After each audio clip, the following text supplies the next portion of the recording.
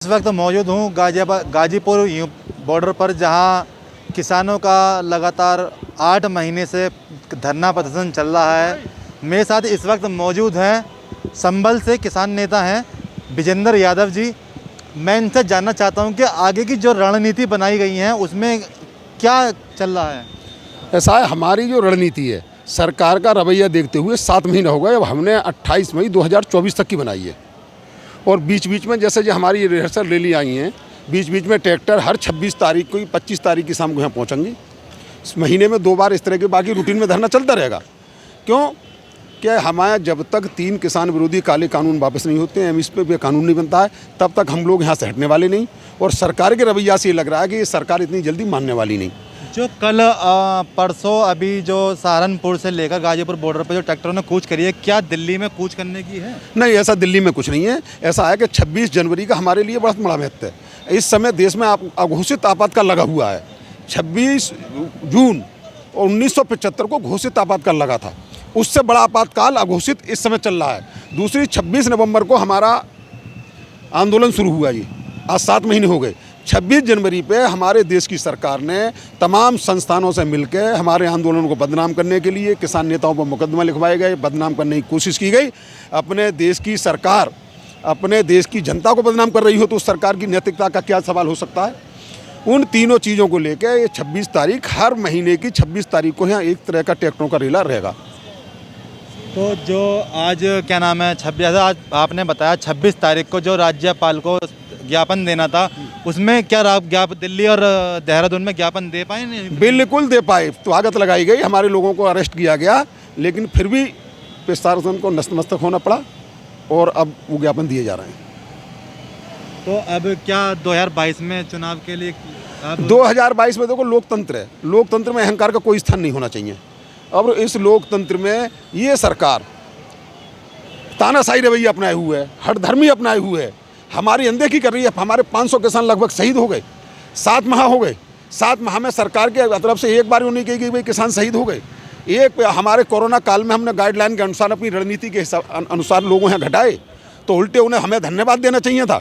सरकार के लोग कह रहे हैं कि आंदोलन खत्म हो गया, कि भीड़ कम हो गई। आप बताइए, इनकी तरह मूर्खता दिखाते बंगाल में लाखों की रैली करी, हज़ारों की रैली करी। हम लोगों ने, हम देश के जिम्मेदार नागरिक हैं, हम किसान हैं, ये देश हमारा है। हम लोगों ने रणनीति के हिसाब से कोरोना काल में कुछ संख्या घटाई थी। जैसा कि राकेश टिकैत ने बताया, आज राकेश टिकैत जी ने बताया है कि यूपी में भी चुनाव को लेकर जो से रणनीति बनाई जा रही है, बिल्कुल बिल्कुल की जाएंगी लगातार। बिल्कुल मैं आपको एक बात बता रहा हूँ कि इन्हें बंगाल में तो इनका इंतजाम कर ही दिया। मैंने, यूपी तो है इस देश का दिल, यूपी से 80 सांसद आते हैं। यूपी में हम किसानों को बताएंगे कि आप बीजेपी को वोट नहीं दें।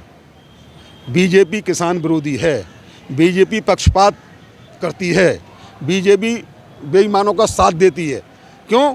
पक्षपात का मतलब ये है कि हरियाणा में बीजेपी की सरकार है, वहाँ किसानों के लिए बिजली है 35 रुपये हॉर्स पावर। हमारे उत्तर प्रदेश में 185 रुपये हॉर्स पावर, हमारा आदमी 1885 रुपये दे रहा है 10 हॉर्स पावर के, और यहाँ का आदमी 350 रुपये दे रहा है। क्या उत्तर प्रदेश का आदमी केसर की खेती इस्तेमाल करता है? क्या केसर पैदा कर रहा है या अफीम पैदा कर रहा है? हम इनको ये बताना चाहते हैं कि भाई 15,000 करोड़ रुपये उत्तर प्रदेश की गन्ना मिलों पे बकाया। उत्तर प्रदेश, हमारी केंद्र सरकार कह रही है, हम ये बताएंगे, इन्हीं का सवाल इन्हीं पे दागेंगे। हमारे केंद्र सरकार का स्टेटमेंट जो है कि इस बार हरियाणा और पंजाब में 85% खरीद किसानों की MSP पे हुई है। यूपी की बता दें, यूपी में मात्र 6% हुई है। हम ये, इनका पक्षपात है नहीं है, हम ये बताएंगे कि जब 6% यहाँ खरीद हुई है, 85% वहाँ हुई है, गन्ने का रेट दोगे नहीं, गेहूं की MSP 1975 है, मार्केट में 1550-1600 बिक रहा है, मक्का की MSP 2000 है, मक्का 800 रुपये बिक रही है। तो इन चीज़ों को हम रखेंगे कि आप बीजेपी को छोड़कर किसी को वोट दें, लेकिन बीजेपी को नहीं दें। ये अहंकारी है। 7 माह से किसान बैठे हैं बिन मांगे। हम पे ये बताओ, किसी ने इनसे ये कानून मांगे थे क्या? कोरोना आपदा में कोई ज़रूरत ही नहीं कानून लाने की, क्या तरीका था? सरकार को, जैसे कि किसानों का लगातार 7 महीने हो चुके हैं, किसानों को धरना पे यहाँ बैठे हो 7 महीने हो चुके हैं। क्या सरकार को इनकी मांगे पूरी करनी चाहिए थी या नहीं करनी? बिल्कुल करनी चाहिए। 7 माह नहीं, हमें यहाँ तक आने ही देना नहीं चाहिए था। हम यहाँ आने से पहले जिलों पे आंदोलन करे, हमने तहसीलों पे आंदोलन करे, मंडल कमिश्नर पे करे, रोड जाम करके इन्हें ज्ञापन भिजवाए हमने प्रधानमंत्री के नाम। हमें यहाँ तक आना ही नहीं देना चाहिए था इन्हें, लेकिन ये अहंकारी हैं, इनकी ये उद्योगपतियों की सरकार है। इन्होंने पहले ही एग्रीमेंट कर रखे हैं लोगों से, कानून बाद में बने, तमाम गोदाम बनवा दिए। तो किसान नहीं, ये जन आंदोलन है। हम जो लड़ाई लड़ रहे हैं देश की जनता की लड़ रहे हैं। जैसा कि राकेश टिकैत जी ने बताया कि अब ये आंदोलन बढ़ेगा, 36 महीनों तक बताया गया है। बिल्कुल, मैंने भी वही कहा था। हम 28 मई 2024 के 36 महीने ही हैं। हम जब तक ये सरकार कानून वापस नहीं लेगी, अगली सरकार वापस करेगी। जैसा 2022 में अब ये चुनाव आने वाला, तो इसमें जो रणनीति बनाई जा रही है, ऐसा क्या चुनाव निरस्त हो सकते हैं? हम 36 महीने का जो ये हम ये बता रहे हैं कि ये तो सेमीफाइनल है 5 राज्यों का चुनाव, उनमें इन्हें हराएंगे। हमारा फाइनल होगा 2024 में। इन्हें हम कानून वापस लेने लाके लागू करने लायक ही नहीं रहने देंगे।